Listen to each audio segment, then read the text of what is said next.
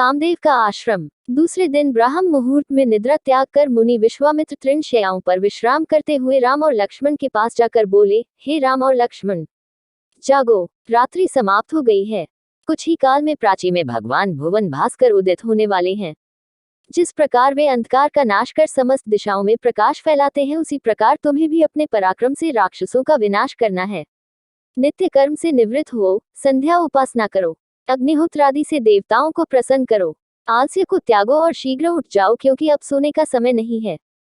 गुरु की आज्ञा प्राप्त होते ही दोनों भाइयों ने शैया त्याग दिया और नित्य कर्म एवं स्नान ध्यान आदि से निवृत्त होकर मुनिव के साथ गंगा तट की ओर चल दिए।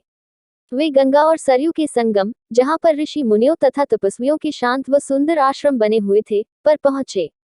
एक अत्यधिक सुंदर आश्रम को देखकर रामचंद्र ने गुरु विश्वामित्र से पूछा, हे गुरुवर, यह परम रमणीक आश्रम किन महर्षि का निवास स्थान है?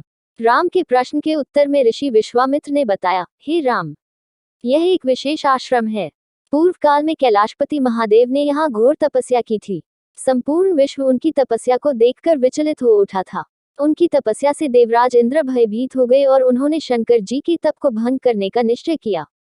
इस कार्य के लिए उन्होंने कामदेव को नियुक्त कर दिया। भगवान शिव पर कामदेव ने एक के बाद एक कई बाण छोड़े, जिससे उनकी तपस्या में बाधा पड़ी। क्रोध होकर महादेव ने अपना तीसरा नेत्र खोल दिया। उस तीसरे नेत्र की तेजोमयी ज्वाला से जलकर कामदेव भस्म हो गए। देवता होने के कारण कामदेव की मृत्यु नहीं हुई, केवल शरीर ही नष्ट हुआ। इस प्रकार अंग नष्ट हो जाने के कारण उसका नाम अनंग हो गया और इस स्थान का नाम अंगदेश पड़ गया। यह भगवान शिव का आश्रम है, किंतु भगवान शिव के द्वारा यहाँ पर कामदेव को भस्म कर देने के कारण इसे कामदेव का आश्रम भी कहते हैं।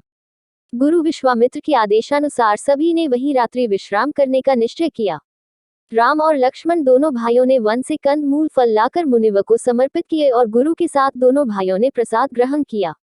तत्पश्चात स्नान, संध्या, उपासना आदि से निवृत्त होकर राम और लक्ष्मण गुरु विश्वामित्र से अनेक प्रकार की कथाएं तथा धार्मिक प्रवचन सुनते रहे।